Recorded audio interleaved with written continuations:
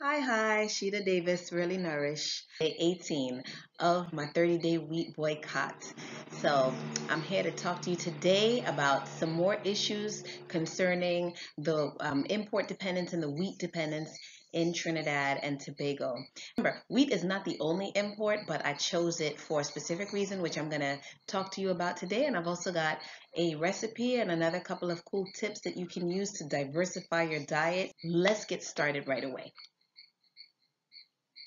So just to recap, Trinidad and Tobago imports wheat more than any other food product. Some facts that are definitely related, although they're not spoken of in the same form, but I'm going to bring them together for you. Trinidad and Tobago is among the top 3 obese nations in Latin America. Trinidad and Tobago and Antigua tie at 31%. That means 1 out of every 3 Trinidadians is obese. At least 1 out of every 2 Trinidadians is overweight. That is a recipe for disaster, especially when it's tied to our import dependency. 2 of the other top 10 import foods in Trinidad and Tobago are raw sugar and refined sugar. So this is bad. This is really not good. Let's talk a little bit more though about some of the substitutions I've made as far as my food. Basically, I figured out that my home-based meals were not confined to these things, but these are the areas in which I was eating a lot of wheat. I was eating a lot of pasta. I wasn't eating that much dumpling, but my husband really loves that. So whenever we made it, I had some too. And I was eating lots of bread. Bread for breakfast, bread for lunch, sometimes bread for dinner also. Lots and lots of bread, and all of it from imported wheat. Because, like I said, we don't grow wheat in Trinidad and Tobago. The is not a viable crop in the tropics. Street food, doubles, pies, sahina, all of these are, for those who don't know, street foods made with dough that is fried. So these have been my substitutions. Now, there is gluten-free pasta in the supermarket here. It's ranzoni, so it's imported, but it's made from things that could grow here. It's made from a blend of corn, rice, and quinoa. I haven't actually bought any, but my mind has been on buying some. And the reason why I didn't buy it right away is because I first wanted to focus on replacing my wheat consumption with locally grown items, which is what I did. So now I've been eating lots of locally grown brown rice, lots of ground provisions. That's root vegetables. Cassava, dasheen, and by the way, cassava is only $5 a pound these days. So I've been stocking up, peeling it, putting it in my freezer. I've had some potatoes, sweet potato. I'm about to show you a recipe actually for some sweet potato fries.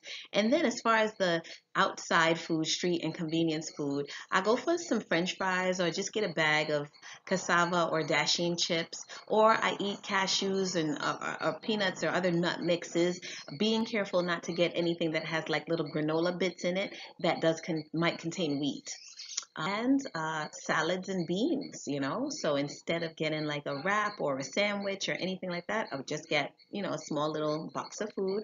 And, that's convenient and it's cheap actually as well. If you notice, the list on this side with all of the wheat-based stuff is shorter than the list on this side. Clearly, I'm not missing much. I hope you enjoy these tips and recipes. Check it out. So one of my favorite snacks since my food life evolution is popcorn. Now, as far as the boycott is concerned, I'm not sure. Hi, Judah. I'm not sure if this is local popcorn. It says packaged and distributed here by Regal Products. Can you hear it popping in the background? I don't know. But anyhow, they do grow corn in Trinidad. We do grow corn here. So this could be made from a locally grown product. This is like a really economical snack. I just throw some sea salt on it. I pop it in and toss it in a little bit of locally produced coconut oil. And there you go. So I'm going to show you some other stuff shortly. But that right there is one of my favorite snacks. Me too. Sweet potato fries. Well, they're baked, they're not fried. But I did this last night for my family, and everyone loved them. and it was a nice alternative to having anything wheat-based as a side. So I'm gonna just do a quick one right now and show you how it goes.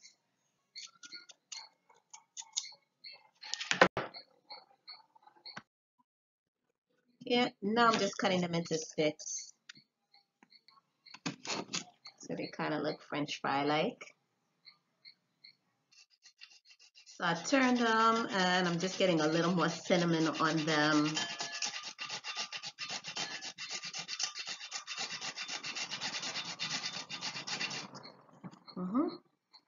And that looks pretty good, I'd say. A little bit more. I did them in a pan like this with a grate in the top so that they don't like sit on the base of the pan and steam themselves. I'll try to put I'm gonna just lay them out. Preheat your oven to 450. Pop these in for about 15 minutes or so. So I just took these out of the oven. Have a look. They're really lovely. And they're not gonna be very crisp because sweet potato, it doesn't get that crisp unless I think you fry it, or some people like to toss it in a little bit of cornstarch and that gives it a little bit of a crisp, but they taste so delicious. I don't do a lot of recipes, but since I've had to be kind of creative since I've not been eating wheat, I thought I'd share one with you today. I hope that you enjoyed it. You should post a comment if you try it, or if you have some other tips on how to make even better sweet potato fries than you saw. Post below. Let me know what you're doing. Are you boycotting too? Have you tried the sweet potato recipe? Do you have any other great recipes for me that I can try in these last 12 days coming up in my boycott? I would love to hear from you. Remember to subscribe if you haven't already. Click the bell so you can make sure you get your updates. Every time I post a video, you get it right away, fresh, fresh, fresh, hot off the presses.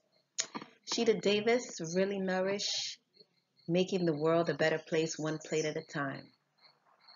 Shalom and blessings.